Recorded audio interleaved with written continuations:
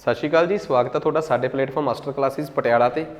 जिवें कि तुसीं थंबनेल देख लिया कि असीं भारत दे विच जिन्ने भी अंग्रेज़ां ने 1857 तो पहलां कानून बनाए आ, तुहानूं पता कि भारत च अंग्रेज़ जिहड़े आ वो 1760 तो बाद काबज हो गए वधिया तरीके नाल। 1764 च बक्सर की लड़ाई तो बाद बंगाल दे विच उन्होंने अपनी काबलीयत साबित की, अपनी सुपरमेसी स्थापित करन तो बाद वो भारत च आए तो भारत च सैटल हो गए। फिर 1764 च बक्सर की जंग तो बाद उस तो बाद अंग्रेज़ भारत दे विच रह तां रहे सी। ईस्ट इंडिया कंपनी भारत च वपार दे मंशा नाल आई सी, जिहड़ी वो वपार तां कर रही सी, पर बहुत सारियां कमियां उहदे च आउणियां शुरू हो गईयां करप्शन दे मामले च। इंग्लैंड की हुकूमत, इंग्लैंड सरकार जिन्ने कि भारत दे विच ईस्ट इंडिया कंपनी नूं अंदर खाते भेजिया सी, हुण वो उहदे ते पाबंदियां लाउणा चाहुंदी सी कि असीं तुहानूं मतलब कि कह लो कि उंगली फड़ाई ते तुसीं पहुंचा फड़ लिया। ये गल बनी उन्हां नाल। अज दा साडा लैक्चर इसे नाल संबंधित आ कि इंग्लैंड की हुकूमत जिन्हां ने पहलां शह दे के एक प्राइवेट कंपनी नूं भारत च वपार दे नां ते भेजिया, फिर जदों वो बिल्कुल आज़ाद होने दियां सपने लैण लग पई, फिर उहदे ते पाबंदियां ला के ईस्ट इंडिया कंपनी ते किवें उहनूं काबू किया ते किवें 20-20 सालां बाद कानून बना के उहदे ते अपना कंट्रोल लगातार वधाउण दी कोशिश की। ये लैक्चर किसी भी बच्चे वास्ते कम आ सकता है जिहड़ा पंजाब दे पेपरां दी तैयारी कर रहा है। जिवें कि ऑलरेडी ये लैक्चर साडे PSSB नाल संबंधित पेपरां लई, पंजाब दे मास्टर कैडर दे नाल संबंधित पेपरां वास्ते बच्चे इस लैक्चर नूं सुन सकते आ। सो ज़्यादा समा खराब ना करते हुए सो आपां स्टार्ट करते हैं कि भारत दे विच किस तरीके नाल संविधानक विकास होया। अंग्रेज़ 1764 च आए, 1764 च ईस्ट इंडिया कंपनी भारत च बक्सर की जंग तो बाद कलकत्ते वाले पासे स्थापित हुई। उस तो बाद 1773 च पहला कानून भारत च बनता है। 1857 तक किवें ईस्ट इंडिया कंपनी नूं अंग्रेज़ हुकूमत ने इंग्लैंड चों कानून बना के काबू च रखिया, पर फिर भी कुछ गड़बड़ा होईयां ते 1857 की क्रांति हुई। इस सारी कहानी नूं असीं एक लैक्चर च समेटण की कोशिश करांगे। लो जी, सब तो पहला देखो एक गल बड़ी क्लीयर आ, भारत दे विच वपार कर रही सी कंपनी, ये कानून कंपनी ने नहीं बनाए। इंग्लैंड की हुकूमत ने कंपनी नूं काबू करने वास्ते सब तो पहला रैगूलेटिंग एक्ट, उन्होंने रैगूलेट करने का मतलब आ नियंत्रित करना। ये नियंत्रित करने वास्ते बनाया गया पहला कानून सीगा।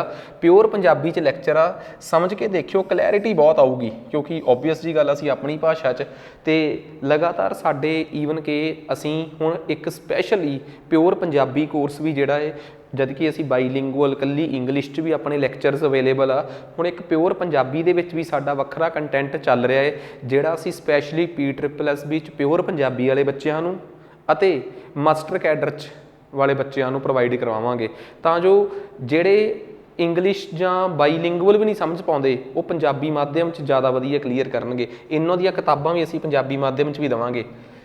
असल दे विच इंग्लैंड की हुकूमत नूं जदों ये समझ आया कि ईस्ट इंडिया कंपनी च जिहड़े भारत च अंग्रेज़ गए हुए आ, जिवें कि उन्हां दे अफसर ने, भारत च उस टाइम गवर्नर कहा जांदा सी बंगाल दे विच, क्योंकि अंग्रेज़ां की हुकूमत बेशक बंगाल, मद्रास ते बॉम्बे तक सीमित सी हजे, पर सब तो वध हुकूमत बंगाल वाले पासे सीगी। उन्हां दी सब तो वध ताकत इधर सी। बंगाल का जिहड़ा गवर्नर सी मुख तौर पर अंग्रेज़ां दीयां भारत च जिन्नियां भी संपत्तियां मद्रास, बंबई जां बंगाल च सी, उन्हां सारियां ते प्रतੱਖ तौर पर उहदा ही एक कंट्रोल सी, मतलब उहदे ही सर्च विच सब कुछ सीगा। खैर, कहते जी इस तो बाद 1773 दे विच एक बहुत वड्डी कन्फ्यूजन आ गई। जदों भी भारत दे विच किते कोई लड़ाई लड़नी हुंदी सी किसी भारती राजे नाल, बॉम्बे वाले अपनी सेना भेज दिंदे सी, मद्रास वाले अपनी, बंगाल वाले अपनी, किसी एक गवर्नर नूं ताकत देनी जरूरी सी। सो इस एक्ट ने की किया, इस कानून ने पहली गल ईस्ट इंडिया कंपनी के भारत के मामलों को नियंत्रित कर लिया, भाव कि उन्हां ते कंट्रोल किया। ते कंट्रोल करने वास्ते ये भारत च पहला एक्ट सीगा। जिस वेले एक्ट आया उस वेले भारत दे विच जिहड़ा बंगाल का गवर्नर सीगा वो वारन हास्टिंग सी। तुसीं कहोगे ये दसना क्यों जरूरी है? ਕਿਉਂਕਿ ਇਸ ਐਕਟ ਨੇ ਕੀ ਕਰਨਾ ਸੀ, ਬੰਗਾਲ ਦੇ ਗਵਰਨਰ ਦਾ ਅਹੁਦਾ ਵਧਾ ਕੇ ਬੰਗਾਲ ਦਾ ਗਵਰਨਰ ਜਨਰਲ ਕਰਤਾ। ਸੋ ਬੰਗਾਲ ਦਾ ਗਵਰਨਰ ਜਨਰਲ ਦੇ ਅਹੁਦੇ ਨਾਲ ਹੋਇਆ ਕਿ ਬੰਗਾਲ ਦਾ ਗਵਰਨਰ ਆਪਣੇ ਕਾਨੂੰਨ ਨੂੰ, ਆਪਣੀ ਕਾਨੂੰਨ ਵਿਵਸਥਾ ਨੂੰ ਤਾਂ ਬੰਗਾਲ ਤੱਕ ਹੀ ਦੇਖੂਗਾ, ਪਰ ਦੂਜੇ ਦੇਸ਼ ਰਾਜਿਆਂ ਨਾਲ ਲੜਾਈਆਂ, ਉਹ ਬੰਬੇ ਵਾਲੇ ਦੀਆਂ ਤੇ ਮਦਰਾਸ ਵਾਲੇ ਦੀਆਂ ਸਾਰੀਆਂ ਲੜਾਈਆਂ ਦਾ ਕੰਟਰੋਲ ਉਹਦੇ ਹੱਥ 'ਚ ਹੋ ਜਾਊਗਾ। ਉਦਾਹਰਨ ਦੇ ਤੌਰ ਤੇ 1773 ਤੋਂ ਬਾਅਦ ਜੇ ਮੰਨ ਲਓ ਮਰਾਠਿਆਂ ਨਾਲ 1775 'ਚ ਕੋਈ ਲੜਾਈ ਹੋਵੇ, ਮਰਾਠੇ ਹੈ ਤਾਂ ਬੰਬੇ ਵਾਲੀ ਸਾਈਡ ਦੇ ਆ, ਤਾਂ ਉਹਦਾ ਕੰਟਰੋਲ ਬੰਬੇ ਦੇ ਗਵਰਨਰ ਦੇ ਹੱਥ 'ਚ ਨਹੀਂ ਹੋਊਗੀ। ਜਰਨਲ ਲਾਉਣ ਨਾਲ ਮਤਲਬ ਇਹ ਹੋ ਗਿਆ ਕਿ ਲੜਾਈਆਂ ਦਾ, ਸਾਰੇ ਭਾਰਤ ਦੀਆਂ ਲੜਾਈਆਂ ਦਾ ਕੰਟਰੋਲ ਉਹਦੇ ਹੱਥ 'ਚ, ਤੇ ਗਵਰਨਰੀ ਸਿਰਫ ਉਹਦੇ ਕੋਲ ਆਪਣੇ ਬੰਗਾਲ ਦੀ। ਸੋ ਸਭ ਤੋਂ ਪਹਿਲਾਂ ਤਾਂ ਸਾਨੂੰ ਇਹ ਪਤਾ ਲੱਗਣਾ ਚਾਹੀਦਾ ਹੈ, ਭਾਰਤ 'ਚ ਈਸਟ ਇੰਡੀਆ ਕੰਪਨੀ 'ਚ ਵੱਧ ਰਹੀ ਕਰਪਸ਼ਨ ਨੂੰ ਨਿਯੰਤਰਿਤ ਕਰਨ ਵਾਸਤੇ ਇਹ ਕਾਨੂੰਨ ਬਣਿਆ ਸੀ, ਇਹ ਗੱਲ ਪਤਾ ਹੋਣੀ ਚਾਹੀਦੀ ਹੈ। ਉਸ ਤੋਂ ਬਾਅਦ ਇਸ ਐਕਟ ਨੇ ਬੰਬੇ ਤੇ ਮਦਰਾਸ ਦੇ ਗਵਰਨਰਾਂ ਨੂੰ ਬੰਗਾਲ ਦੇ ਗਵਰਨਰ ਦੇ ਅਧੀਨ ਕਰਤਾ, ਆਪੇ ਕਰ ਦੇਣਾ ਸੀ, ਕਿਉਂਕਿ ਲੜਾਈਆਂ ਦਾ ਕੰਟਰੋਲ ਉਹਨਾਂ ਦੇ ਹੱਥਾਂ 'ਚੋਂ ਖੋਹ ਲਿਆ ਗਿਆ। ਉਸ ਤੋਂ ਬਾਅਦ ਗਵਰਨਰ ਜਨਰਲ ਨੂੰ ਕੰਟਰੋਲ ਕਰਨ ਦੀ ਸ਼ਕਤੀ ਦੇ ਦਿੱਤੀ ਗਈ, ਤੇ ਗਵਰਨਰ ਜਨਰਲ ਦੀ ਜਿਹੜੀ ਪਰਿਸ਼ਦ ਸੀ, ਗਵਰਨਰ ਜਨਰਲ ਨੂੰ ਛੱਡ ਕੇ 4 ਮੈਂਬਰੀ ਪਰਿਸ਼ਦ ਬਣੀ। 4 ਮੈਂਬਰ ਉਹਦੇ ਨਾਲ ਹੋਣਗੇ, 5ਵਾਂ ਗਵਰਨਰ ਜਨਰਲ ਹੋਊਗਾ। ਸੋ 5 ਮੈਂਬਰੀ ਗਵਰਨਰ ਜਨਰਲ ਦੀ ਪਰਿਸ਼ਦ ਸੀ, ਜਿਹਦੇ 'ਚ 5 ਮੈਂਬਰ ਮਿਲ ਕੇ ਫੈਸਲਾ ਕਰਨਗੇ। ਉਹਨਾਂ 'ਚ ਗਵਰਨਰ ਜਨਰਲ ਸਭ ਤੋਂ ਵੱਡਾ ਮੁਖੀ ਹੋਊਗਾ, ਪਰ ਉਹਦੇ ਕੋਲ ਵੀਟੋ ਪਾਵਰ ਦਾ ਮਤਲਬ ਹੁੰਦਾ ਨਾ ਕਹਿਣ ਦੀ ਸ਼ਕਤੀ, ਨਾ ਕਹਿਣ ਦੀ ਸ਼ਕਤੀ ਉਹਦੇ ਕੋਲ ਨਹੀਂ ਸੀ। ਮਤਲਬ ਕਿ ਉਹ ਬਾਕੀ 4 ਮੈਂਬਰਾਂ ਤੋਂ ਬਾਅਦ 5ਵਾਂ ਮੈਂਬਰ ਆ, ਨਾ ਕਹਿਣ ਦੀ ਸ਼ਕਤੀ ਹੁੰਦੀ ਕਿ ਤੁਸੀਂ 4 ਇੱਕ ਪਾਸੇ ਹੋ ਜਾਓ, ਮੈਂ ਇਕੱਲਾ ਜੇ ਇੱਕ ਪਾਸੇ ਆ ਤਾਂ ਵੀ ਮਸਲਾ ਸਿਰੇ ਨਹੀਂ ਚੜੂਗਾ। ਕਹਿੰਦੇ ਜੇ ਉਹ 3 ਵੀ ਇੱਕ ਪਾਸੇ ਹੋ ਜਾਂਦੇ ਸੀ ਤਾਂ ਫਿਰ ਗਵਰਨਰ ਨੂੰ ਉਹਨਾਂ ਦੀ ਮੰਨਣੀ ਪੈਂਦੀ ਸੀ, ਗਵਰਨਰ ਜਨਰਲ ਨੂੰ, ਫਿਰ ਉਹ ਅਫਸਰ ਕਿਹੜਾ ਰਿਹਾ। ਸੋ ਉਹਦੀ ਪਾਵਰ ਨੂੰ ਵੀ ਕੁਛ ਕਾਬੂ ਕੀਤਾ। ਇਸੇ ਐਕਟ ਨਾਲ ਕਲਕੱਤੇ ਦੇ ਵਿੱਚ ਇੱਕ ਸੁਪਰੀਮ ਕੋਰਟ ਬਣੀ।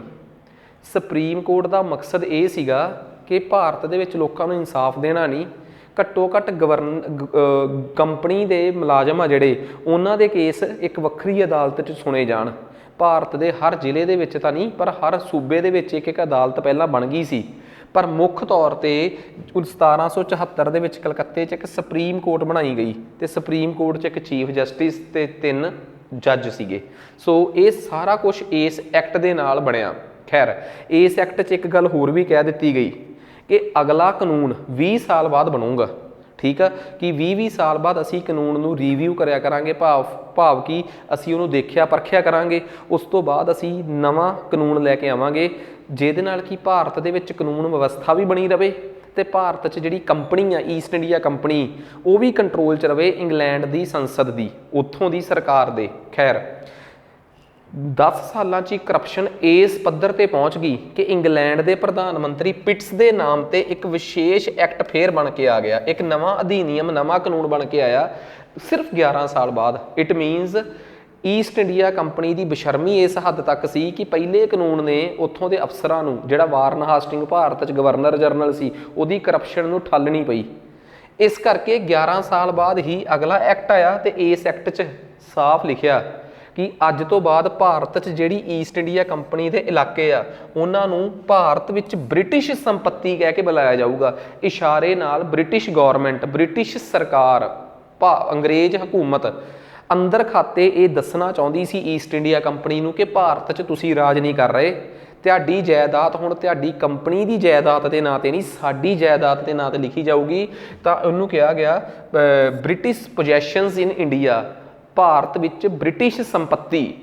ਦੂਜੀ ਗੱਲ, ਬ੍ਰਿਟਿਸ਼ ਸਰਕਾਰ ਜਿਹੜੀ ਸੀ, ਬ੍ਰਿਟਿਸ਼ ਭਾਰਤ ਦੀ ਸਰਕਾਰ ਸਾਂਝੇ ਤੌਰ ਤੇ ਕੰਪਨੀ ਤੇ ਕਰਾਊਨ ਦੁਆਰਾ ਚਲਾਈ ਜਾਊਗੀ। ਬ੍ਰਿਟਿਸ਼ ਭਾਰਤ ਵਿੱਚ ਹਕੂਮਤ ਜਿਹੜੀ ਆ ਉਹ ਇੰਗਲੈਂਡ ਦੀ ਰਾਣੀ ਤੇ ਕੰਪਨੀ ਮਿਲ ਕੇ ਚਲਾ ਰਹੇ ਆ। ਇਹ ਦੱਸਣਾ ਸੰਦੇਸ਼ ਸੀ ਕਿ ਬ੍ਰਿਟਿਸ਼ ਹਕੂਮਤ ਇਸ ਕਾਨੂੰਨ ਨਾਲ ਈਸਟ ਇੰਡੀਆ ਕੰਪਨੀ ਦੇ ਕੰਨਾਂ 'ਚ ਇਹ ਗੱਲ ਪਾ ਦੇਣਾ ਚਾਹੁੰਦੀ ਆ ਕਿ ਭਾਰਤ 'ਚ ਈਸਟ ਇੰਡੀਆ ਕੰਪਨੀ ਦਾ ਰਾਜ ਤਾਂ ਬਾਹਰੋਂ ਆ, ਅੰਦਰ ਖਾਤੇ ਤਾਂ ਬ੍ਰਿਟਿਸ਼ ਸਰਕਾਰ ਰਾਜ ਕਰ ਰਹੀ ਆ। ਖੈਰ, ਉਸ ਤੋਂ ਬਾਅਦ ਇੱਕ ਗੱਲ ਹੋਰ ਕੀਤੀ ਗਈ, ਈਸਟ ਇੰਡੀਆ ਕੰਪਨੀ ਨੂੰ ਕਿਹਾ ਗਿਆ ਕਿ ਤੁਹਾਡੇ ਮਾਲਕ ਕਰਪਸ਼ਨ ਬਹੁਤ ਕਰਦੇ ਆ, ਅੱਜ ਤੋਂ ਬਾਅਦ ਤੁਸੀਂ ਸਿਰਫ ਭਾਰਤ 'ਚ ਆਪਣੀਆਂ ਵਪਾਰਕ ਗਤੀਵਿਧੀਆਂ ਹੀ ਤੁਸੀਂ ਦੇਖੋਗੇ, ਤੁਸੀਂ ਲੜਾਈਆਂ ਝਗੜਿਆਂ 'ਚ ਬਹੁਤ ਕੰਮ ਖਰਾਬ ਕਰਦੇ ਹੋ, ਖਰਚਾ ਬਹੁਤ ਕਰਦੇ ਹੋ, ਤੁਹਾਡਾ ਜਿੰਨਾ ਵੀ ਪ੍ਰਸ਼ਾਸਨ ਆ, ਠੀਕ ਆ, ਜਿੰਨਾ ਵੀ ਤੁਹਾਡਾ ਰਾਜਨੀਤਿਕ ਮਾਮਲੇ ਆ, ਪੋਲੀਟੀਕਲ ਮਾਮਲੇ ਆ, ਰਾਜਨੀਤਿਕ ਮਾਮਲੇ ਆ, ਵਪਾਰਕ ਮਾਮਲੇ ਤੁਸੀਂ ਦੇਖੋਗੇ, ਤੁਹਾਡੇ ਰਾਜਨੀਤਿਕ ਮਾਮਲੇ ਭਾਰਤ ਦੇ ਵਿੱਚ ਬ੍ਰਿਟਿਸ਼ ਸਰਕਾਰ ਦੇਖੂਗੀ। ਕਿਵੇਂ? ਇਹਦੇ ਵਾਸਤੇ ਇੱਕ ਕੰਟਰੋਲ ਬੋਰਡ ਬਣੂਗਾ, ਕੰਟਰੋਲ ਬੋਰਡ। ਵਪਾਰਕ ਮਾਮਲਿਆਂ ਵਾਸਤੇ ਤੁਹਾਡੇ ਜਿਹੜੇ ਮਾਲਕ ਹੈਗੇ ਆ 5-7, ਉਹ ਆਪਣਾ ਇੱਕ ਕੋਰਟ ਆਫ ਡਾਇਰੈਕਟਰ, ਉਹਨੂੰ ਕਹਿੰਦੇ ਆ ਨਿਰਦੇਸ਼ਕ ਕੋਰਟ, ਕੋਰਟ ਆਫ ਡਾਇਰੈਕਟਰ ਅੰਗਰੇਜ਼ੀ 'ਚ ਤੇ ਪੰਜਾਬੀ 'ਚ ਨਿਰਦੇਸ਼ਕ ਕੋਰਟ। ਤੁਸੀਂ ਆਪਣਾ ਕੋਰਟ ਆਫ ਡਾਇਰੈਕਟਰ ਬਣਾਓ, ਠੀਕ ਆ, ਆਹ ਲਿਖਿਆ ਹੋਇਆ ਨਿਰਦੇਸ਼ਕ ਅਦਾਲਤ ਬਣਾਓ, ਤੇ ਇਹਦੇ 'ਚ ਤੁਸੀਂ ਆਪਣੇ 4-5 ਮਾਲਕ ਜਿਹੜੇ ਆ ਬੈਠ ਕੇ ਆਪਣੇ ਵਪਾਰਕ ਫੈਸਲੇ, ਕਮਰਸ਼ੀਅਲ ਫੈਸਲੇ ਤੁਸੀਂ ਲਿਆ ਕਰੋ। Board of control, control board ਜਿਹੜਾ ਹੋਊਗਾ ਉਹ ਸਾਰੇ ਪੋਲੀਟੀਕਲ ਭਾਵ ਕੇ ਰਾਜਨੀਤਿਕ ਫੈਸਲੇ ਉਹ ਲਿਆ ਕਰੂਗਾ ਜਿਸ 'ਚ ਬ੍ਰਿਟਿਸ਼ ਹਕੂਮਤ ਦੇ ਬੰਦੇ ਹੋਣਗੇ। ਇੱਕ ਗੱਲ ਹੋਰ 84 ਵਾਲੇ ਕਾਨੂੰਨ 'ਚ ਸਮਝ ਆ ਗਈ ਆਪਾਂ ਨੂੰ ਕਿ ਰਾਜਨੀਤਿਕ ਕੰਟਰੋਲ ਈਸਟ ਇੰਡੀਆ ਕੰਪਨੀ ਤੋਂ ਲਗਭਗ ਖੋਹ ਲਿਆ ਗਿਆ ਸੀਗਾ। ਸੋ ਆਹ ਗੱਲ, ਗਵਰਨਰ ਜਨਰਲ ਦੀ ਕੌਂਸਲ ਗਵਰਨਰ ਦੇ ਕਹਿਣ ਤੇ 4 ਮੈਂਬਰਾਂ ਤੋਂ ਘਟਾ ਕੇ 3 ਮੈਂਬਰਾਂ ਦੀ ਕਰ ਦਿੱਤੀ ਗਈ। ਪਰ ਉਹ ਕਹਿੰਦਾ ਸੀ 4 ਮੈਂਬਰਾਂ 'ਚੋਂ ਸਾਰੇ ਮੈਂਬਰ ਆਪ ਹੀ ਇਕੱਠੇ ਹੋ ਜਾਂਦੇ, ਮੇਰੀ ਚੱਲਦੀ ਨਹੀਂ। ਕਹਿੰਦੇ ਠੀਕ ਆ ਯਾਰ, 3 ਮੈਂਬਰਾਂ ਦੀ ਕਰ ਦਿੰਦੇ, ਚੌਥਾ ਤੂੰ ਹੋ ਜਾਏਗਾ। ਪਰ ਇਹਨਾਂ 3 ਮੈਂਬਰਾਂ 'ਚੋਂ ਤੂੰ ਆਪ ਤਾਂ ਹੈਗਾ ਬੰਗਾਲ ਵਾਲਾ ਗਵਰਨਰ, ਕਿਉਂਕਿ ਤੂੰ ਉੱਥੋਂ ਦਾ ਗਵਰਨਰ ਵੀ ਆ ਨਾ। ਇੱਕ ਮਦਰਾਸ ਦਾ ਗਵਰਨਰ ਆਪਣਾ ਨੁਮਾਇੰਦਾ ਭੇਜੂਗਾ, ਕੋਈ ਅੰਗਰੇਜ਼ ਜਿਹੜਾ ਇੱਥੋਂ ਦਾ। ਇੱਕ ਬੰਬੇ ਦਾ ਗਵਰਨਰ ਕੋਈ ਆਪਣਾ ਨੁਮਾਇੰਦਾ ਭੇਜੂਗਾ। 2 ਹੋ ਗਏ, ਇੱਕ ਤੂੰ ਆਪ। ਚੌਥਾ ਮੈਂਬਰ ਇੰਗਲੈਂਡ ਦੀ ਸਰਕਾਰ ਉੱਥੋਂ ਕੋਈ ਰਿਟਾਇਰਡ ਆਰਮੀ ਅਫਸਰ ਭੇਜੂਗੀ, ਕਮਿਸ਼ਨਰ ਭੇਜੂ, ਉੱਥੋਂ ਕੋਈ ਆਪਣਾ ਕਹਿ ਲਓ ਕਿ ਕੋਈ ਇਸ ਤਰੀਕੇ ਦਾ ਅਫਸਰ ਆਊਗਾ ਜਿਹੜਾ ਕਿ ਉੱਥੇ ਆਰਮੀ ਦੇ ਵਿੱਚ ਰਹਿ ਚੁੱਕਿਆ, ਕਮਾਂਡਰ ਇਨ ਚੀਫ, ਇੰਗਲੈਂਡ ਦਾ ਰਿਟਾਇਰਡ ਕਮਾਂਡਰ ਇਨ ਚੀਫ। ਇਹਦਾ ਮਤਲਬ ਇੰਗਲੈਂਡ ਦੀ ਸਰਕਾਰ ਇੱਕ ਬੰਦਾ ਆਪਣਾ ਵੀ ਵਿੱਚ ਵਾੜਨਾ ਚਾਹੁੰਦੀ ਸੀਗੀ, ਠੀਕ ਆ। ਸੋ ਇਸ ਤਰੀਕੇ ਨਾਲ ਗਵਰਨਰ ਜਨਰਲ ਦੀ ਜਿਹੜੀ ਕੌਂਸਲ ਸੀਗੀ ਉਹ ਇਸ ਤਰੀਕੇ ਨਾਲ ਬੰਬੇ ਤੇ ਮਦਰਾਸ ਵਾਲਿਆਂ ਦੇ ਕਹਿਣ ਤੇ ਕਿ ਸਾਨੂੰ ਆਪਣੀਆਂ ਕੌਂਸਲਾਂ ਵੀ ਬਣਾਉਣ ਦੀ ਇਜਾਜ਼ਤ ਦਿੱਤੀ ਜਾਵੇ। ਅੰਦਰ ਖਾਤੇ ਵਾਲੇ ਆਪੋ ਆਪਣੇ ਇਲਾਕਿਆਂ 'ਚ ਤਾਂ ਅਸੀਂ ਘੱਟੋ ਘੱਟ ਆਪਣੇ ਕਾਨੂੰਨ ਆਪ ਬਣਾ ਸਕਦੇ ਹਾਂ। ਮਦਰਾਸ ਦਾ ਗਵਰਨਰ ਕਹਿੰਦਾ ਕਿ ਮੈਂ ਮਦਰਾਸ 'ਚ ਆਪਣੇ ਛੋਟੇ-ਮੋਟੇ ਕਾਨੂੰਨ ਵੀ ਨਹੀਂ ਬਣਾ ਸਕਦਾ, ਸਾਨੂੰ ਵੀ ਆਪਣੀ ਕੌਂਸਲ ਚਾਹੀਦੀ ਹੈ। ਸੋ ਇਹਨਾਂ ਦੀਆਂ ਕੌਂਸਲਾਂ ਵੀ ਸਥਾਪਿਤ ਕਰਕੇ ਉਹਨਾਂ ਨੂੰ ਸੀਮਤ ਅਧਿਕਾਰ ਦੇ ਦਿੱਤੇ ਗਏ, ਪਰ ਲੜਾਈਆਂ ਦੇ ਮਸਲੇ ਤੇ ਗਵਰਨਰ ਜਨਰਲ। ਪਰ ਉਹਦੀ ਕੌਂਸਲ 4 ਮੈਂਬਰਾਂ ਤੋਂ ਘਟਾ ਕੇ 3 ਮੈਂਬਰੀ ਕਰ ਦਿੱਤੀ ਗਈ। ਪਰ ਉਹਦੀ ਕੌਂਸਲ 'ਚ ਇੱਕ ਵਿਸ਼ੇਸ਼ ਮੈਂਬਰ ਆਇਆ ਜਿਹੜਾ ਇੰਗਲੈਂਡ ਦਾ ਰਿਟਾਇਰਡ ਆਰਮੀ ਅਫਸਰ ਹੋਊਗਾ, ਜਿਹਨੂੰ ਕਿਹਾ ਜਾਊਗਾ ਕਮਾਂਡਰ ਇਨ ਚੀਫ। ਪੇਪਰ 'ਚ ਆਉਂਦਾ ਹੁੰਦਾ ਕਿ ਕਮਾਂਡਰ ਇਨ ਚੀਫ ਨੂੰ ਗਵਰਨਰ ਜਨਰਲ ਦੀ ਕੌਂਸਲ ਦੇ ਮੈਂਬਰ ਦੇ ਤੌਰ ਤੇ ਕਿਸ ਕਾਨੂੰਨ ਦੇ ਤਹਿਤ ਜੋੜਿਆ ਗਿਆ, ਤਾਂ ਉਹ ਪਿਟਸ ਐਕਟ 1784 ਆ। ਸੋ ਇਹੋ ਜਿਹੀਆਂ ਗਲਤੀਆਂ ਹੁਣ ਦੇਖੋ ਮੈਂ ਨਹੀਂ ਹੋਣੀਆਂ ਚਾਹੀਦੀਆਂ। ਸੋ ਮੈਂ ਤੁਹਾਨੂੰ ਦੱਸਦਾ ਕਿ ਜਿਹੜਾ ਆਪਾਂ ਇਹ ਪਿਓਰ ਪੰਜਾਬੀ ਮੀਡੀਅਮ 'ਚ ਕਨਸੈਪਟ ਦੇਖ ਰਹੇ ਹਾਂ, ਇਹਦੇ ਬਹੁਤ ਸਾਰੇ ਇਸ ਤੋਂ ਪਹਿਲਾਂ ਵਾਲੇ ਲੈਕਚਰ ਵੀ ਜਿਹੜੇ ਮੈਂ ਲਾਏ ਆ ਉਹ ਸਾਡੇ ਜਿਹੜੇ ਪਲੇਟਫਾਰਮ 'ਤੇ ਹੈਗੇ ਆ, ਉਹਦਾ ਨਾਮ ਆ ਮਾਸਟਰ ਕਲਾਸਿਸ ਟੀਚਿੰਗ ਕੋਰਸਿਸ। ਜੇ ਤੁਸੀਂ YouTube 'ਤੇ ਵੀ ਸਰਚ ਕਰੋਗੇ ਤਾਂ ਪਲੇ ਲਿਸਟ 'ਚ ਜਾਇਓ, ਮਾਸਟਰ ਕੈਡਰ ਵਾਲੀ ਜਿਹੜੀ ਵੀਡੀਓ ਆ ਉਹਦੀ ਥੱਲੇ ਪੂਰੀ ਪਲੇ ਲਿਸਟ ਬਣੀ ਹੋਊਗੀ। ਉਹਦੇ 'ਚ ਇਹ 7ਵਾਂ ਲੈਕਚਰ ਆ ਉਸ ਪਾਸੇ, ਉਸ ਤੋਂ ਪਹਿਲਾਂ ਵਾਲੇ 6 ਲੈਕਚਰ ਮੈਂ ਉੱਧਰ ਪੜ੍ਹਾ ਚੁੱਕਿਆ। ਨਾ ਹੀ ਮਾਸਟਰ ਕੈਡਰ ਦਾ ਹੈ, ਮਾਸਟਰ ਕੈਡਰ ਵਾਲਿਆਂ ਦੇ ਨਾਲ PSSB ਵਾਲੇ ਤੇ ਹੋਰ ਇਸ ਤਰੀਕੇ ਵਾਲੇ ਇਸ ਕੋਰਸ ਨੂੰ, ਇਸ ਲੈਕਚਰ ਨੂੰ ਦੇਖ ਸਕਦੇ ਆ, ਕਿਉਂਕਿ ਕੰਮ ਤਾਂ ਸਾਰਿਆਂ ਦੇ ਉਹੀ ਆਉਣਾ ਹੈ। ਖੈਰ, ਮਾਸਟਰ ਕਲਾਸਿਸ ਪਟਿਆਲਾ ਵਾਸਤੇ ਜੇ ਤੁਸੀਂ ਟੀਚਿੰਗ ਕੋਰਸਿਸ ਦੇਖ ਰਹੇ ਹੋ ਤਾਂ PS ਟੈਟ ਪੇਪਰ 1 ETT ਯਾਨੀ ਕਿ ਟੈਟ ਤੋਂ ਬਾਅਦ paper, PS TET paper 2 SST, PS TET paper 2 science math, master cadre ਤੇ PPSC ਦਾ ਪ੍ਰਿੰਸੀਪਲਸ ਦਾ ਪੇਪਰ। ਜਿਹੜੇ ਟੀਚਰ ਸਹਿਬਾਨ ਨੇ ਉਹ ਜਾਣਦੇ ਹੀ ਨੇ, ਠੀਕ ਆ। ਐਪ ਡਾਊਨਲੋਡ ਕਰਨ ਦਾ ਤਰੀਕਾ ਹੈ ਕਿ ਜੇ ਤੁਸੀਂ ਐਂਡਰੋਇਡ 'ਤੇ ਕਰੋਗੇ ਤਾਂ ਆਹ ਲੋਗੋ ਆ, ਆਈਫੋਨ 'ਤੇ ਮਾਈ ਇੰਸਟੀਟਿਊਟ, ਫਿਰ ਇੱਕ ਕੋਡ ਭਰਨਾ ਪਊਗਾ, ਉਹ ਭਰ ਕੇ ਇਹੀ ਐਪ ਖੁੱਲ੍ਹ ਜੂਗੀ। YouTube ਤੋਂ ਬਾਅਦ ਜੇ ਤੁਸੀਂ ਸਾਡੀ ਐਪ 'ਤੇ ਆ ਗਏ, ਜੇ ਤੁਸੀਂ ਸਾਡੇ ਟੀਚਿੰਗ ਕੋਰਸਿਸ ਦੇਖਣੇ ਆ ਤਾਂ ਉਹ ਉੱਪਰ ਆ, ਤੇ ਜੇ ਤੁਸੀਂ ਸਾਡੇ PSSB ਤੇ PPSC PCS IAS ਦੇ ਕੋਰਸ ਦੇਖਣੇ ਆ, ਇਹ ਸਾਰੇ ਬਾਈਲਿੰਗੁਅਲ ਨੇ। ਜਿਵੇਂ ਆਹ ਪੰਜਾਬੀ ਮੀਡੀਅਮ ਆ, ਇਹ ਸਾਰੇ ਬਾਈਲਿੰਗੁਅਲ ਨੇ। ਸਕਰੀਨ ਤੇ ਇੰਗਲਿਸ਼ ਤੇ ਪੰਜਾਬੀ ਵੀ ਦੋਵੇਂ ਚੱਲਦੇ ਆ, ਪਲੱਸ ਕਿਤਾਬਾਂ ਵੀ ਬਾਈਲਿੰਗੁਅਲ ਨੇ ਸਾਡੀਆਂ ਸਾਰੀਆਂ। ਸੋ ਖੈਰ ਆਪਾਂ ਜ਼ਿਆਦਾ ਸਮਾਂ ਨਹੀਂ ਖਰਾਬ ਕਰਦੇ, ਬਹੁਤ ਹੱਦ ਤੱਕ ਤਾਂ ਤੁਸੀਂ ਆਪ ਹੀ ਦੇਖ ਲੋਗੇ। ਹੁਣ ਆ ਜਾਓ, ਫਿਰ ਆਇਆ 1793 ਦਾ ਚਾਰਟਰ ਐਕਟ। ਬੇਸਿਕਲੀ ਇਹ ਐਕਟ ਜਿਹੜਾ ਸੀਗਾ ਇਹ ਵਾਕਈ 73 ਤੋਂ 20 ਸਾਲ ਬਾਅਦ ਆਉਣਾ ਸੀ। ਵਿੱਚ ਇੱਕ ਐਮਰਜੈਂਸੀ ਵਾਸਤੇ ਐਕਟ ਆਇਆ ਜਿਹਨੇ ਈਸਟ ਇੰਡੀਆ ਕੰਪਨੀ ਨੂੰ ਇਹ ਔਕਾਤ ਦਿਖਾਤੀ ਕਿ ਬ੍ਰਿਟਿਸ਼ ਸਰਕਾਰ ਤੁਹਾਡੇ 'ਤੇ ਹੁਣ ਕਾਬੂ ਚਾਹੁੰਦੀ ਹੈ। ਖੈਰ, ਕਹਿੰਦੇ 1793 ਦਾ ਚਾਰਟਰ ਐਕਟ ਜਿਹੜਾ ਸੀਗਾ ਉਹਦੇ 'ਚ ਕੀ ਸੀਗਾ, ਇਸ ਐਕਟ 'ਚ ਬ੍ਰਿਟਿਸ਼ ਇਲਾਕਿਆਂ ਉੱਤੇ ਕੰਪਨੀ ਦਾ ਰਾਜ ਤਾਂ ਜਾਰੀ ਰਿਹਾ, ਪਰ ਅੰਦਰ ਖਾਤੇ ਲਿਖਤ ਦੇ ਵਿੱਚ ਉਹ ਬ੍ਰਿਟਿਸ਼ ਹਕੂਮਤ ਦੇ ਖਾਤੇ ਜਾਰੀ ਰਹੇ। ਹੁਣ ਇੱਕ ਗੱਲ ਹੋਰ, ਬ੍ਰਿਟਿਸ਼ ਹਕੂਮਤ ਜਿਹੜੀ ਸੀ, ਕੰਪਨੀ ਵਾਲੇ ਉਹਨਾਂ ਕੋਲ ਗਏ ਕਿ ਇਸ ਵਾਰ ਜਿਹੜਾ ਬ੍ਰਿਟਿਸ਼ ਹਕੂਮਤ ਕਾਨੂੰਨ ਬਣਾ ਕੇ ਭੇਜੂਗੀ, ਬ੍ਰਿਟਿਸ਼ ਸੰਸਦ, ਉਹਦੇ 'ਚ ਪਲੀਜ਼ ਇਹ ਇੱਕ ਬੇਨਤੀ ਕਰਦੇ ਹਾਂ ਅਸੀਂ ਕਿ ਇੰਗਲੈਂਡ ਦੇ ਵਿੱਚੋਂ ਕਿਸੇ ਹੋਰ ਵਪਾਰੀ ਨੂੰ ਭਾਰਤ ਆਉਣ ਦੀ ਇਜਾਜ਼ਤ ਨਾ ਦਿਓ। नहीं तो साडा उत्थे एकाधिकार जिन्हों असीं अंग्रेजी च कहने मोनोपली वो खत्म हो जानी है। सो ब्रिटिश हुकूमत ने कंपनी की मन के 20 साल तक उन्होंने भारत च एकाधिकार कि तुसीं ही व्यापार करोगे, होर किसी भी इंग्लैंड के व्यापारी नूं भारत च जाके व्यापार करने की इजाजत नहीं दी जाऊगी।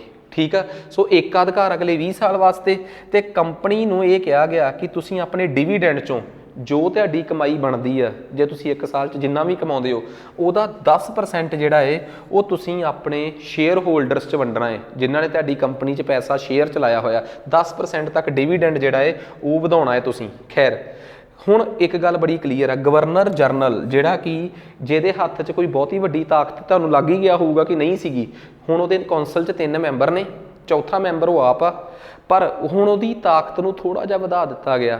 उन्होंने इन्नी क ताकत मिल गई। इस वेले गवर्नर जनरल कार्नवालिस सीगा, जा रहा सीगा 1793 च एक्ट आया, उसकी रिटायरमेंट सी, पर वो राणी दे इन्ना नेड़े सी, इंग्लैंड की संसद के मैंबरां दे इन्ना नेड़े सीगा, हुकूमत दे इन्ना नेड़े सी, वो जांदा जांदा एड्डा वधिया कानून बनवा गया अगला अपने चेले जॉन शॉर वास्ते कि काका तेरे लिए एड्डा वधिया कानून बनवा के जा रहा मैं कि जे तू अपनी कौंसल अपनी परिषद द्वारा भेजे गए किसी फैसले नूं खारज भी करना चाहता होएगा तो तेरे कोले पावर हैगी आ कि you can refuse any decision taken by your council, कि तू अपनी परिषद द्वारा भेजे गए किसी फैसले नूं खुद खारज करना चाहें तो कर सकदा है। सो ये चीज़ उन्हें करती ये। खैर इस एक्ट च होर की सीगा, board of control. Board of control का मतलब सीगा भारत दे विच कंपनी भारत च एक निर्देशक अदालत सी, कोर्ट ऑफ डायरैक्टर जिहड़ी कि व्यापारक काम देखदी सी, बोर्ड ऑफ कंट्रोल राजनीतिक काम देखदा सी। इहदे च सारे मुलाजम इंग्लैंड की सरकार दे मंदे सी, कायदे नाल उन्हां दी तनख्वाह भी इंग्लैंड की सरकार नूं देनी चाहिदी सी, पर हुण ये कहा गया कि काम तां ये भारत च कंपनी दे ही कर रहे आ, इस करके उन्हां दी तनख्वाह जिहड़ी आ वो कंपनी तो ही वसूल की जाऊगी।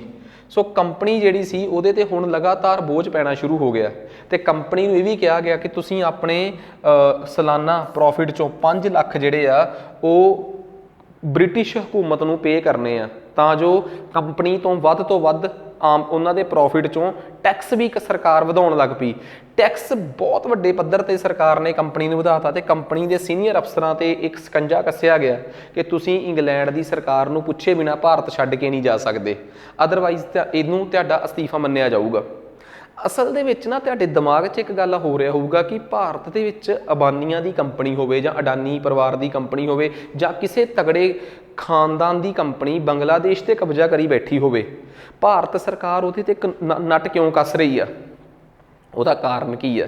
जद कि हमेशा ਜਿਹੜੇ देश के टॉप के अमीर लोग होंगे आ उन्हां नाल ते सरकार दी बनदी आ, उन्हां दी प्राइवेट कंपनी तो सरकार छूट दिंदी है, फिर उन्हां ते सख्ती क्यों कर रही है? असल दे विच जे भारत की प्रजा जिहड़ी आ वो एक्टिव हो जे कि जिहड़ी कंपनी बाहर गई है बांग्लादेश व्यापार करन ते व्यापार के नाम ते उत्थे कब्जा करी बैठी आ ते बहुत प्रॉफिट कमा रही है, सानू भी बंगलादेश जाके व्यापार करने की इजाजत देवे सरकार। सरकार व्यापार क्यों नहीं दे रही इजाजत?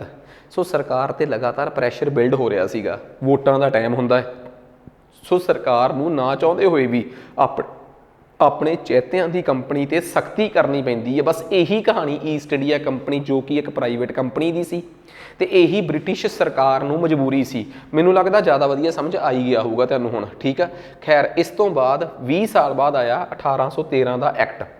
हुण इस एक्ट की खासीयत सुन लो कि इस एक्ट की खासीयत की सीगी। हुण इस एक्ट की सब तो वड्डी खासीयत ये सी कि इस वेले तक भारत दे विच इंग्लैंड दे विच बहुत सारे लोग जिहड़े सी वो इंग्लैंड की हुकूमत ते प्रैशर बना चुके सी कि सानू किसी भी हालत दे विच इंडिया जाके व्यापार करना है, ठीक है। बहुत सारे ईसाई भाईचारे के पादरी कह रहे सी कि भारत च असीं जाके प्रचार करना है। भारत दे विच ईस्ट इंडिया कंपनी दे विच एक गल समस्या बन चुकी सी कि भारत दे विच इस टाइम जिहड़े लोअर पद्धर ते अफसर तो नहीं, लोअर पद्धर के क्लर्क सानू अंग्रेजी लोगों को पढ़ानी चाहिए है, जिहदे नाल लोअर पद्धर के क्लर्क भारत च पैदा किए जाण ते इंग्लैंड दे विचों क्लर्कां दा स्टाफ जिहड़ा बहुत महंगा पै रहा है ईस्ट इंडिया कंपनी नूं। इस करके भारत च लोगों की पढ़ाई थोड़ी बहुती तां पढ़ाई जावे उन्हां नूं, जिहदे नाल ओह इंग्लैंड की कंपनी च क्लर्की दीयां पोस्टां लै सकण, क्योंकि आपां नूं इंग्लैंड दे जां बाहरों यूरोप तो क्लर्क बहुत महंगे पै रहे हैं। ਇਹੋ ਜਿਹੀਆਂ ਕੁਝ ਮਜਬੂਰੀਆਂ ਤੇ ਭਾਰਤ ਦੇ ਵਿੱਚ ਅਸਲ ਦੇ ਵਿੱਚ ਇੱਕ ਗੱਲ ਹੋਰ ਸੀ ਕਿ ਭਾਰਤੀ ਬਾਜ਼ਾਰ 'ਚ ਭਾਰਤੀ ਸਮਾਨ ਬਹੁਤ ਵਿਕ ਰਿਹਾ ਸੀ। ਕਿਉਂ ਨਾ ਭਾਰਤੀ ਸਮਾਨ 'ਤੇ ਟੈਕਸ ਲਾ ਕੇ ਇੰਗਲੈਂਡ 'ਚੋਂ ਜੋ ਉਦਯੋਗੀਕਰਨ, ਕਿਉਂਕਿ ਉਹਨਾਂ ਸਮਿਆਂ 'ਚ ਇੰਡਸਟਰੀਅਲਾਈਜੇਸ਼ਨ ਵੀ ਹੋ ਰਹੀ ਸੀ ਨਾ, ਇੰਡਸਟਰੀਅਲ ਰੈਵੋਲੂਸ਼ਨ, ਉਦਯੋਗਿਕ ਕ੍ਰਾਂਤੀ, ਉਹਦੇ ਕਰਕੇ ਜੋ ਇੰਗਲੈਂਡ 'ਚੋਂ ਸਮਾਨ ਬਣ ਰਿਹਾ ਹੈ, ਕਿਉਂ ਨਾ ਉਹਨੂੰ ਟੈਕਸ ਫਰੀ ਕਰਕੇ ਭਾਰਤ ਵਾਲੇ ਤੇ ਨਜਾਇਜ਼ ਟੈਕਸ ਲਾ ਕੇ one way tax free, duty free, ਇੱਕ ਸਾਈਡ ਤੇ ਕਰ ਮੁਕਤ ਕਰਕੇ ਪ੍ਰਣਾਲੀ ਚਲਾ ਕੇ, ਇਵੇਂ ਦਾ ਸਿਸਟਮ ਚਲਾ ਕੇ ਭਾਰਤੀ ਚੀਜ਼ਾਂ ਦੇ ਟੈਕਸ ਲਾ ਕੇ ਉਹਨਾਂ ਨੂੰ ਟੈਕਸ ਫਰੀ ਕਰਕੇ ਭਾਰਤੀ ਵਪਾਰ ਦੀ, ਵਣਜ ਦੀ, ਭਾਰਤੀ ਕਮਰਸ ਦੀ ਕਮਰ ਤੋੜ ਦਿੱਤੀ ਜਾਵੇ। ਸੋ ਇਹ ਸਾਰੀਆਂ ਗੱਲਾਂ 73 ਵਾਲੇ ਐਕਟ ਤੋਂ ਪਹਿਲਾਂ ਸੀ। ਹੁਣ ਗੱਲ ਇਹ ਆ ਕਿ ਜੇ ਮੈਂ ਸਾਰੀਆਂ ਗੱਲਾਂ ਸਮਝਾਤੀਆਂ, ਐਕਟ ਵੀ ਸਮਝ ਆ ਜਾਊਗਾ। ਕਹਿੰਦਾ ਸਾਫ਼ ਤੌਰ ਤੇ ਇਹ ਗੱਲ ਕਹੀ ਕਿ 1813 ਦੇ ਐਕਟ 'ਚ ਇਹ ਕਿਹਾ ਕਿ 1784 'ਚ ਤਾਂ ਅਸੀਂ ਇਹ ਕਿਹਾ ਸੀ ਕਿ ਈਸਟ ਇੰਡੀਆ ਕੰਪਨੀ ਦੀ ਜਿਹੜੀ ਵੀ ਭਾਰਤ 'ਚ ਜਾਇਦਾਦ ਆ ਉਹਦਾ ਨਾਮ ਹੋਊਗਾ ਬ੍ਰਿਟਿਸ਼ ਕਰਾਊਨ ਦੀ ਸੰਪत्ति, ਬ੍ਰਿਟਿਸ਼ ਮਹਾਰਾਣੀ ਦੀ ਸੰਪत्ति। ਹੁਣ ਤਾਂ ਸਾਫ਼ ਆ ਕਿ ਭਾਰਤੀ ਬ੍ਰਿਟਿਸ਼ ਸੰਪत्ति ਉੱਤੇ ਅਧਿਕਾਰ ਵੀ ਉਹਦਾ ਹੀ ਹੋਊਗਾ। ਮਤਲਬ ਕਿ ਭਾਰਤ ਦੇ ਵਿੱਚ ਈਸਟ ਇੰਡੀਆ ਕੰਪਨੀ ਦੀ ਸੰਪत्ति ਨਹੀਂ ਹੈਗੀ, ਉਹ ਸੰਪत्ति ਵੀ ਸਾਰੀ ਬ੍ਰਿਟਿਸ਼ ਸਰਕਾਰ ਦੀ ਹੈ। ਕੰਪਨੀ ਦੇ ਸ਼ਾਸਨ ਨੂੰ ਅਗਲੇ 20 ਸਾਲ ਲਈ ਵਧਾ ਦਿੱਤਾ ਗਿਆ, ਪਰ ਉਹਨੂੰ ਕਿਹਾ ਗਿਆ ਕਿ ਅਗਲੇ 20 ਸਾਲ ਤੁਹਾਡੇ ਤੇ ਕੋਈ ਕਾਰਵਾਈ ਨਹੀਂ ਹੋਊਗੀ, ਪਰ ਤੁਹਾਡੀ ਮੋਨੋਪਲੀ ਖਤਮ। ਤੁਸੀਂ ਸਿਰਫ 3 ਕੰਮਾਂ 'ਚ, ਚਾਹ ਦੇ ਵਪਾਰ ਦੇ ਵਿੱਚ ਕੋਈ ਹੋਰ ਇੰਗਲੈਂਡ 'ਚੋਂ ਬਿਜ਼ਨਸਮੈਨ ਨਹੀਂ ਆਊਗਾ, ਇਹ ਸਾਡੀ ਗਰੰਟੀ, ਮੋਨੋਪਲੀ ਪੱਕੀ ਤੁਹਾਡੀ। ਅਫੀਮ ਦੇ ਵਿੱਚ ਤੁਹਾਡੀ ਮੋਨੋਪਲੀ ਪੱਕੀ, ਤੇ ਚਾਈਨਾ ਦੇ ਨਾਲ ਵਪਾਰ 'ਚ ਤੁਹਾਡੀ ਮੋਨੋਪਲੀ ਪੱਕੀ। ਓਪੀਅਮ, ਚਾਈਨਾ ਐਂਡ ਚਾਏ, ਟੀ, ਇਹ 3 ਚੀਜ਼ਾਂ 'ਚ ਤੁਹਾਡੀ ਮੋਨੋਪਲੀ ਪੱਕੀ। ਇਸ ਤੋਂ ਬਿਨਾਂ ਕਿਸੇ ਚੀਜ਼ 'ਚ ਤੁਹਾਡੀ ਮੋਨੋਪਲੀ ਨਹੀਂ ਹੋਊਗੀ ਅਗਲੇ 20 ਸਾਲ ਤੱਕ ਲਈ। ਪਰ ਅਗਲੇ 20 ਸਾਲ ਤੱਕ ਅਸੀਂ ਤੁਹਾਡੀ ਭਾਰਤ 'ਚ ਮਿਆਦ ਵਧਾਤੀ ਆ, ਤੁਸੀਂ ਭਾਰਤ 'ਚ ਰਾਜ ਕਰ ਸਕਦੇ ਹੋ। ਅਸੀਂ ਸਿਰਫ ਅੰਦਰ ਖਾਤੇ ਤੁਹਾਡੀਆਂ ਸੰਪत्तियां 'ਤੇ ਹੀ ਆਪਣਾ ਅਧਿਕਾਰ ਜਮਾਇਆ ਹੈ, ਪਰ ਬਾਹਰੋਂ ਬਾਹਰ ਰਾਜ ਤੁਹਾਡਾ ਹੀ ਰਹੂਗਾ। ਸੋ ਇਹ ਗੱਲ ਕਰਤੀ। ਇੱਥੋਂ ਤੱਕ ਭਾਰਤ ਦੇ ਲੋਕਾਂ 'ਤੇ ਟੈਕਸ ਲਾਉਣ ਦੀ ਤਾਕਤ ਵੀ ਈਸਟ ਇੰਡੀਆ ਕੰਪਨੀ ਨੂੰ ਮਿਲ ਗਈ ਕਿ ਜੇ ਤੁਹਾਡਾ ਖਰਚਾ ਖੁਰਚਾ ਵੱਧਦਾ ਹੈ ਤਾਂ ਤੁਸੀਂ ਭਾਰਤ 'ਤੇ ਟੈਕਸ ਲਾ ਸਕਦੇ ਹੋ। ਈਸਟ ਇੰਡੀਆ ਕੰਪਨੀ ਜਿਹੜੀ ਆ, ਉਹਨਾਂ ਦਾ ਜਿਹੜਾ ਡਿਵੀਡੈਂਡ ਆ, ਪ੍ਰੋਫਿਟ ਆ, ਉਹਨੂੰ 10.5% ਤੈਅ ਕਰਤਾ, 10% ਤੋਂ ਵਧਾ ਕੇ। ਇੰਗਲੈਂਡ ਦੇ ਵਪਾਰੀਆਂ ਨੂੰ ਫਾਇਦਾ ਦੇਣ ਵਾਸਤੇ ਇੱਕ ਤਰਫਾ ਵਪਾਰ ਮੁਕਤ, ਜਿਹਨੂੰ ਕਹਿੰਦੇ ਆ one way duty free trade. England ਤੋਂ ਆਉਣ ਵਾਲੇ ਸਮਾਨ 'ਤੇ ਕੋਈ ਡਿਊਟੀ ਨਹੀਂ, ਕੋਈ ਟੈਕਸ ਨਹੀਂ, ਕੋਈ ਕਰ ਨਹੀਂ। ਭਾਰਤ ਦੇ ਬਣੇ ਹੋਏ ਵਪਾਰੀਆਂ ਦਾ ਸਮਾਨ ਜਾਂ ਸਨਅਤ, ਉਹਨਾਂ ਦਾ ਬਿਜ਼ਨਸਮੈਨਾਂ ਦਾ ਸਮਾਨ ਜਾਂ ਭਾਰਤੀ ਕਾਮਿਆਂ ਦਾ ਸਮਾਨ, ਉਹਦੇ 'ਤੇ ਟੈਕਸ ਹੀ ਟੈਕਸ। ਸੋ ਇੱਕ ਸਾਈਡ ਵਾਲਿਆਂ 'ਤੇ ਟੈਕਸ ਖਤਮ ਕਰਤਾ ਤੇ ਭਾਰਤੀਆਂ ਦੀ ਕਮਰ ਤੋੜ ਕੇ ਰੱਖਤੀ। ਸੋ ਇਹ ਗੱਲ ਕੀਤਾ। ਇੱਥੋਂ ਤੱਕ ਕਿ ਭਾਰਤ ਦੀਆਂ ਅਦਾਲਤਾਂ ਵਿੱਚ ਜੇ ਕੋਈ ਅੰਗਰੇਜ਼ ਕਿਸੇ ਕ੍ਰਾਈਮ 'ਚ ਫੜਿਆ ਗਿਆ, ਉਹਨਾਂ ਦੀਆਂ ਤਾਕਤਾਂ ਪਹਿਲਾਂ ਨਾਲੋਂ ਵਧੇਰੇ ਸ਼ਕਤੀਆਂ ਦਿੱਤੀਆਂ ਗਈਆਂ ਕਿ ਉਹਨਾਂ ਨੂੰ ਮਾਫ ਵੱਧ ਕੀਤਾ ਜਾਊਗਾ। ਜੇ ਕੋਈ ਭਾਰਤੀ ਭਾਰਤ 'ਚ ਕ੍ਰਾਈਮ ਕਰਦਾ, ਜੁਰਮ ਕਰਦਾ ਫੜਿਆ ਗਿਆ, ਉਹਦੇ 'ਤੇ ਸਖਤੀ ਉਵੇਂ ਹੀ ਰਹੂਗੀ। ਪਰ ਜੇ ਕੋਈ ਬ੍ਰਿਟਿਸ਼, ਕਿਉਂਕਿ ਉਹਨਾਂ ਸਮਿਆਂ ਤੱਕ ਭਾਰਤ 'ਚ ਬਹੁਤ ਬ੍ਰਿਟਿਸ਼ ਲੋਕ ਆ ਕੇ ਵਸ ਗਏ ਸੀਗੇ, ਈਸਟ ਇੰਡੀਆ ਕੰਪਨੀ 'ਚ ਕਲਰਕਾਂ ਦੀਆਂ ਪੋਸਟਾਂ 'ਤੇ ਜਾਂ ਕਿਸੇ ਵੀ ਛੋਟੀਆਂ ਮੋਟੀਆਂ ਪੋਸਟਾਂ 'ਤੇ ਭਾਰਤ 'ਚ ਬਹੁਤ ਸਾਰੇ ਅੰਗਰੇਜ਼ ਵਸਦੇ ਸੀ ਉਦੋਂ। ਸੋ ਉਹਨਾਂ ਵਾਸਤੇ ਥੋੜ੍ਹਾ ਜਿਹਾ ਅਦਾਲਤਾਂ 'ਚ ਛੂਟ ਦੇ ਦਿੱਤੀ ਗਈ। ਈਸਾਈ ਭਾਈਚਾਰੇ ਦੇ ਮਿਸ਼ਰੀਆਂ ਨੇ ਭਾਰਤ 'ਚ ਆਉਣ ਦੀ ਇਜਾਜ਼ਤ ਲੈ ਲਈ ਇਸ ਐਕਟ ਦੇ ਤਹਿਤ। ਇਸੇ ਐਕਟ ਦੇ ਤਹਿਤ ਇਹ ਕਿਹਾ ਗਿਆ ਕਿ ਭਾਰਤ ਦੇ ਵਿੱਚ ਪੁਰਾਣੇ ਸੱਭਿਆਚਾਰ ਨੂੰ ਸੁਰਜੀਤ ਕਰਨ ਲਈ ਤੇ ਭਾਰਤ 'ਚ ਵਿਗਿਆਨਕ ਚੇਤਨਾ ਪੈਦਾ ਕਰਨ ਵਾਸਤੇ ਭਾਰਤ ਦੇ ਵਿੱਚ ਪੜ੍ਹਾਈ ਲਈ ਗ੍ਰਾਂਟ ਦਿੱਤੀ ਜਾਊਗੀ ਤੇ ਭਾਰਤੀਆਂ ਦੀ ਸਿੱਖਿਆ ਦਾ ਸਤਰ ਵਧਾਉਣ ਵਾਸਤੇ 1 ਲੱਖ ਰੁਪਏ ਦੀ ਗ੍ਰਾਂਟ ਦਿੱਤੀ ਜਾਊਗੀ। ਸੋ ਲੱਖ ਰੁਪਈਆ ਵੀ ਰੱਖਿਆ ਗਿਆ। ਇਹਦਾ ਮਤਲਬ ਭਾਰਤ 'ਚ ਕੋਈ ਬਹੁਤ ਵੱਡੇ ਪੱਧਰ 'ਤੇ ਜਾਗ੍ਰਿਤੀ ਪੈਦਾ ਕਰਨਾ ਨਹੀਂ ਸੀ, ਨਾ ਕੋਈ ਪੁਨਰ ਜਾਗਰਣ। ਸੋਚ ਉਹੀ ਸੀ ਕਿ ਸਸਤੇ ਕਲਰਕ ਭਾਰਤ 'ਚ ਪੈਦਾ ਕੀਤੇ ਜਾਣ। ਸੋ 1813 ਦੇ ਐਕਟ ਨਾਲ ਇੱਕ ਵੀ ਗੱਲ ਜੇ ਪੰਜਾਬੀ 'ਚ ਤੁਹਾਨੂੰ ਸਮਝ ਨਹੀਂ ਆਈ ਤਾਂ ਤੁਸੀਂ ਵੀਡੀਓ ਨੂੰ ਦੁਬਾਰਾ ਕਰਕੇ ਦੇਖ ਲਓ, ਇੰਗਲਿਸ਼ 'ਚ ਵੀ ਨਾਲ ਹੀ ਲਿਖਿਆ ਹੈ। ਵੈਸੇ ਮੈਂ ਪੜ੍ਹਾਈ ਇਸ ਤਰੀਕੇ ਨਾਲ ਰਿਹਾ ਕਿ ਤੁਸੀਂ ਭਾਵੇਂ ਇਹਨੂੰ ਇੰਗਲਿਸ਼ 'ਚ ਨੋਟ ਡਾਊਨ ਕਰ ਲਓਗੇ ਤਾਂ ਵੀ ਕੋਈ ਦਿੱਕਤ ਵਾਲੀ ਗੱਲ ਨਹੀਂ। ਨੈਕਸਟ ਉਸ ਤੋਂ ਬਾਅਦ ਆ ਗਿਆ 1833 ਦਾ ਐਕਟ, ਜਿਹਨੂੰ ਸੈਂਟ ਹੈਲੀਨਾ ਕਾਨੂੰਨ ਵੀ ਕਿਹਾ ਜਾਂਦਾ ਹੈ। ਇਸ ਕਾਨੂੰਨ ਤੱਕ ਜਾਂਦੇ ਜਾਂਦੇ 1833 ਤੱਕ ਜਾਂਦੇ ਜਾਂਦੇ ਅੰਗਰੇਜ਼ ਭਾਰਤ 'ਚ ਇਸ ਹਿੱਸੇ 'ਚ ਕਾਬਜ਼ ਹੋ ਚੁੱਕੇ ਸੀ। ਸਿਰਫ ਪੰਜਾਬ ਰਣਜੀਤ ਸਿੰਘ ਦੇ ਕਬਜ਼ੇ 'ਚ ਸੀ। ਆਲਮੋਸਟ ਭਾਰਤ ਸਾਰੇ ਦਾ ਸਾਰਾ ਹੀ ਅੰਗਰੇਜ਼ਾਂ ਦੇ ਕਬਜ਼ੇ 'ਚ ਆ ਗਿਆ ਸੀ। ਜੇ ਆ ਗਿਆ ਸੀ ਤਾਂ ਫਿਰ ਇੱਕ ਗੱਲ ਹੋਰ, ਹੁਣ ਕਿਉਂ ਅੰਗਰੇਜ਼ ਆਪਣੇ ਸਭ ਤੋਂ ਵੱਡੇ ਅਫਸਰ ਨੂੰ ਗਵਰਨਰ ਜਨਰਲ ਬੰਗਾਲ ਦਾ ਕਹਿੰਦੇ ਆ। ਸੋ ਟੈਗ ਦਿੱਤਾ ਗਿਆ ਕਿ ਹੁਣ ਭਾਰਤ 'ਚ governor general of India, Bharat the governor general ਨਿਯੁਕਤ ਕੀਤਾ ਜਾਊਗਾ।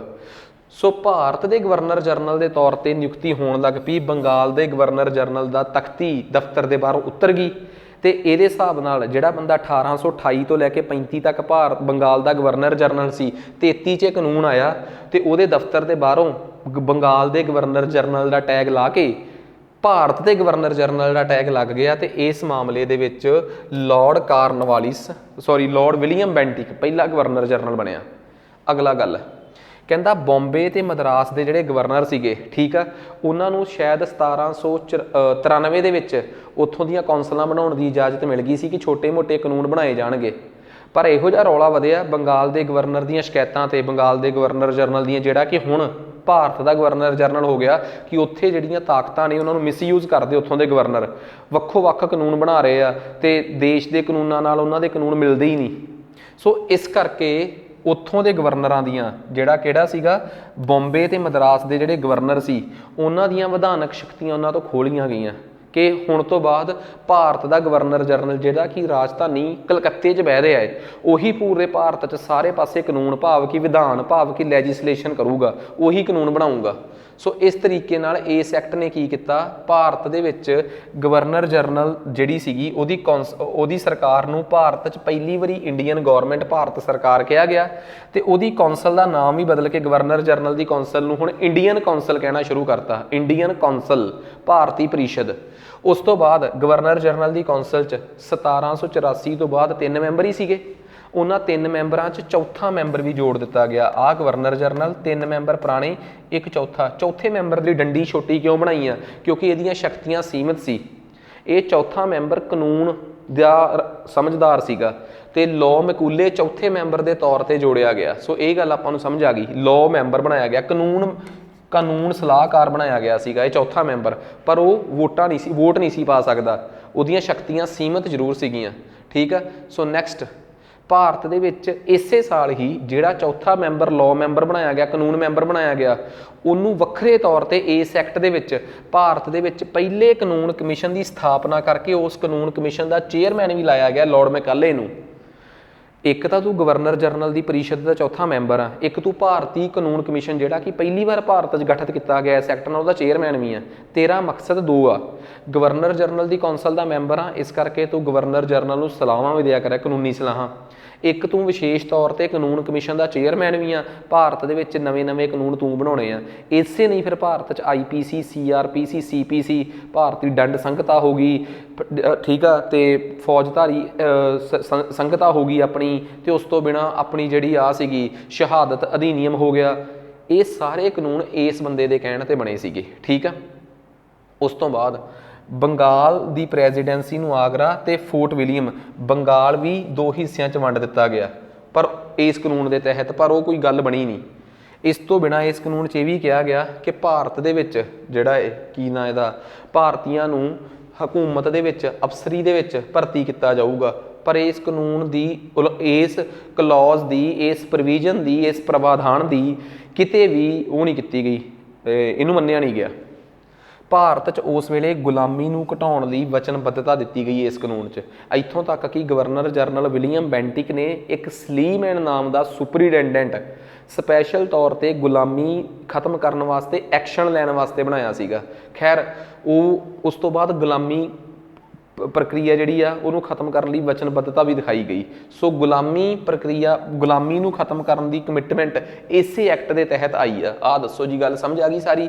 ਭਾਰਤੀ ਕਾਨੂੰਨ ਕਮਿਸ਼ਨ ਬਣਿਆ, ਬੰਗਾਲ ਦੀ ਪ੍ਰੈਜ਼ੀਡੈਂਸੀ, ਬੰਗਾਲ ਰਾਜ ਨੂੰ ਤੋੜਿਆ ਗਿਆ 2 ਹਿੱਸਿਆਂ 'ਚ। ਸੋ ਇਸ ਤੋਂ ਬਾਅਦ 20 ਸਾਲ ਬਾਅਦ ਭਾਰਤ 'ਚ ਇੱਕ ਹੋਰ ਐਕਟ ਆਇਆ 1873 ਦਾ।